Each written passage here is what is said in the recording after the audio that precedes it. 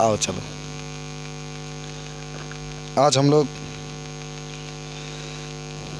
Thyroid ग्रंथि का अति श्रावण से होने वाले कौन कौन से रोग होते हैं उसके बारे में हम लोग चर्चा करेंगे। जब बहुत अधिक मात्रा में शरीर में थायरॉक्सिन अगर स्रावित होती है तब कौन कौन सी रोग होगी, आज इसी के बारे में हम लोग चर्चा करेंगे। ठीक है, पहला देखो रोग इसमें जो होगा, जब बहुत अधिक मात्रा में माने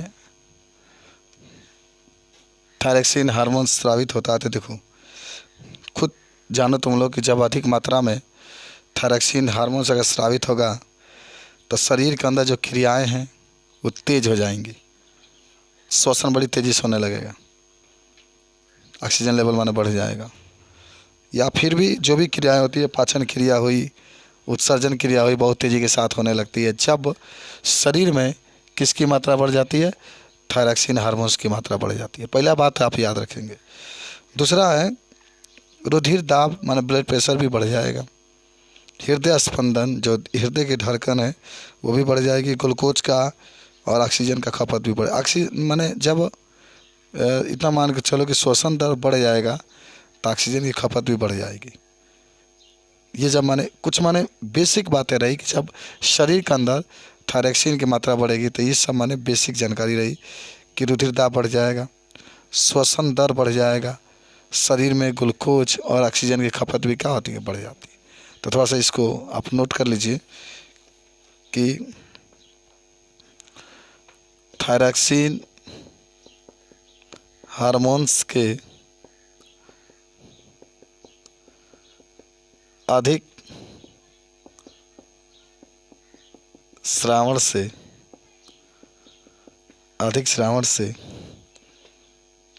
उपापचय क्रिया की गति तेज हो जाती है। उपापचय क्रियाओं की गति तेज हो जाती है,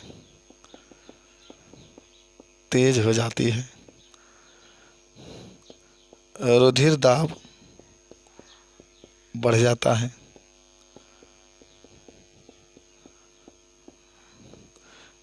श्वसन दर बढ़ जाता है। सब आपको याद होना चाहिए बाबू। जैसे आप लिख सकते हैं कि हृदय स्पंदन दर बढ़ जाता है। हृदय स्पंदन माने धड़कना, हृदय स्पंदन दर बढ़ जाता है। किसके कारण? सब थायरॉक्सिन का अधिक मात्रा में सामने के जाना तथा शरीर में ग्लूकोज और ऑक्सीजन की खपत बढ़ जाती है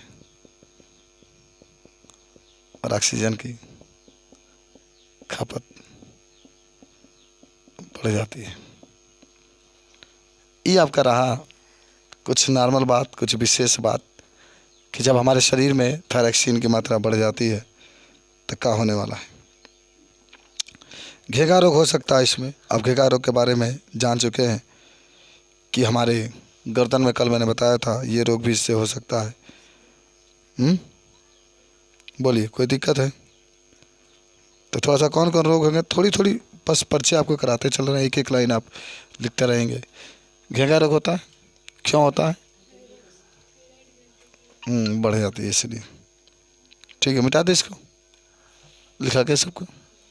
देखिए, अब इसके अति श्रावण से माने अति का मतलब होता है अधिक। शरीर में जब अधिक मात्रा में अगर थायरॉक्सिन हार्मोन्स निकलता है तो पहला बात होता है कि सामान्य कौन कौन से रोग होते हैं। तो रोग में पहला आपका जो होगा उसका नाम होगा घेगा रोग। समझ गया, पढ़ चुके हैं। घेगा रोग जो होता है, थायराइड ग्रंथि जब बढ़ जाती है तो उसको पूरा आकार बढ़ जाता है तो घेगा रोग कहते हैं। दूसरा आप लिख सकते हैं बाबू, जिसका नाम होगा, दूसरा जो रोग होता है, पहला तो घेगा हो गया, सबको, सब लोग को याद भी हो गया होगा। अब दूसरा होता है ग्रेव का रोग। ग्रेव का रोग, ग्रेव का रोग आखिर क्या होता है ना। ग्रेव का रोग का मतलब पढ़े हो?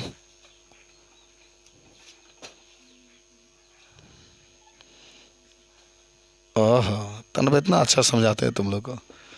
इस रोग में थायराइड ग्रंथि का आकार बढ़ जाता है।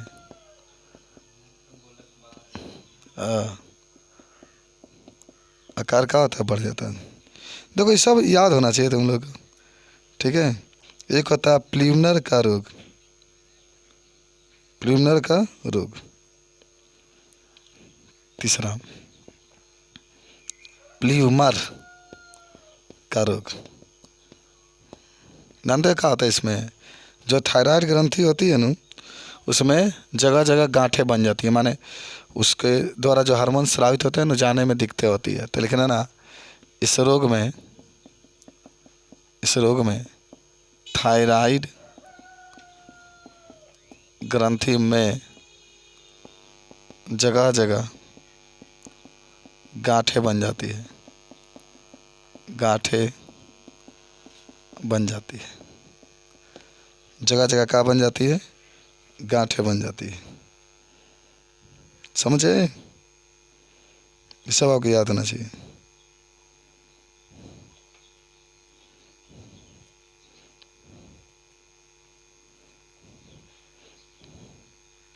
एक और हार्मोन्स होता है जिसका नाम होता है ट्राई आइडो थायरोनिन। मिटा दे, बोलो। इसमें देखो दूसरा का हार्मोन सब आ रहा है। पहले का हार्मोन तो पढ़ लिए ना, जिसका नाम क्या था? थायरैक्सिन। और दूसरा आता है ट्राई आइडो थायरोनिन, ट्राई आइडो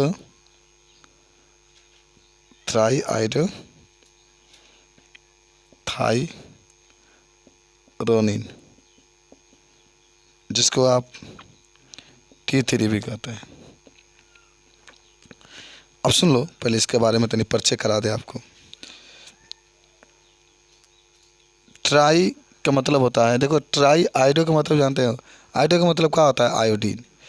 और ट्राई जब कह दिया तो इसका मतलब उसमें 3 रहेगा, माने आई के नीचे 3। इसकी पहले संरचना देखना है ना, कि कोई पूछता है कि ट्राई आयोडो जो थायरोनिन होता है ये किससे मिलकर बना होता है, तो आप याद रखेंगे ट्राई आयोडो। आयोडो का मतलब आयोडीन, और ट्राई का मतलब कहेगा तो 3, माने 3 जब आयोडीन के परमाणु मिलते हैं तो ट्राई आयोडो थायरोनिन का क्या होता है? निर्माण होता है। देखो इसके कार्यता रोग आदि भी थायरैक्सिन के भांति होते हैं।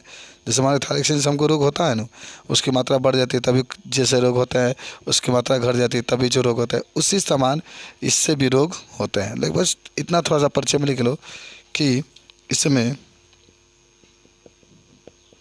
आयोडीन के 3 परमाणु होते हैं। इसमें आयोडीन के 3 परमाणु होते हैं। इसके कार्य तथा रोग आदि भी थायरैक्सिन के भांति होते हैं। इसके कार्य तथा रोग इत्यादि थायरैक्सिन के कारण होते हैं।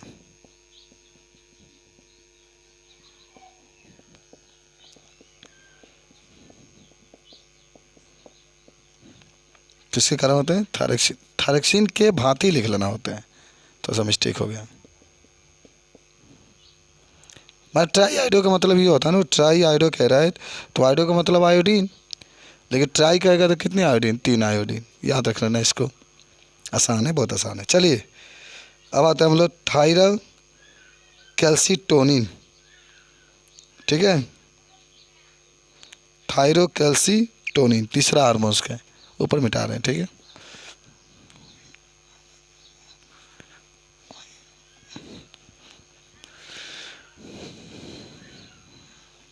देखो 3 नंबर आपका है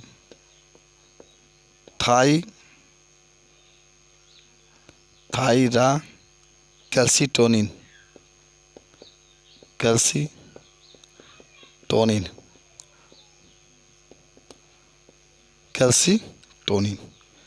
पहले तो जान रहे हो कि आखिर होता क्या है। ये माने एस्ट्रोमा से संश्लेषित। एस्ट्रोमा किस में पाया जाता है? पौधों में। जाइलम का नाम सुने? जड़ में पाया जाता है, पढ़े होंगे फ्लोएम में। तो एस्ट्रोमा से ये निकलता है हार्मोन, जिसका नाम होता है थायरा कैल्सीटोनिन। लेकिन ये ऐसा हार्मोन्स है जिसमें आयोडीन रहित होता है। माना आयोडीन रहित का मतलब आयोडीन इसमें नहीं पाया जाता है। हालांकि ये मनुष्य में भी होता है, लेकिन जो होता है, ये भी आप बात याद रखेंगे, रुधिर में कैल्शियम की मात्रा को नियंत्रित करता है तथा हड्डियों के निर्माण को प्रेरित करता है। समझ लेना। अच्छा, नाम से ही पता चल रहा है ना, थायराइड कैल्सिटोनिन, यानी इसका मतलब होता है कि इसमें शरीर में जो होता है कैल्शियम की मात्रा को नियंत्रित करता है और हड्डियों को बनने में या हड्डियों को मजबूत होने में प्रेरित करता है। क्योंकि हड्डी को बनाने में और हड्डी को मजबूत करने में सबसे प्रमुख जो तत्व होता है उसका नाम होता है कैल्शियम। इसका परमाणु क्रमांक याद कर लो 20, परमाणु भर 40। धातु होता है क्या? धातु। इसकी संयोजकता कितनी होती है? 2। अरे 20 है, 2 8 8 2 कल 2 8 8 2, तो 2 है तो इसकी संयोजकता 2 होती है। तो लिख लो, यह एस्ट्रोमा से संश्लेषित होने वाला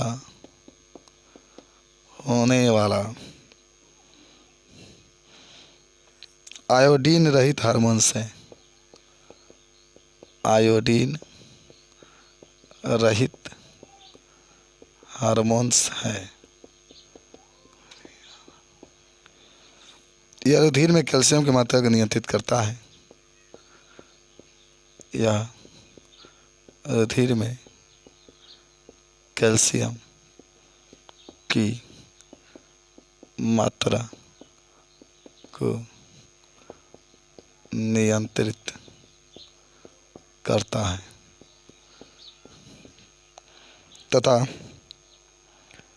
तथा हड्डियों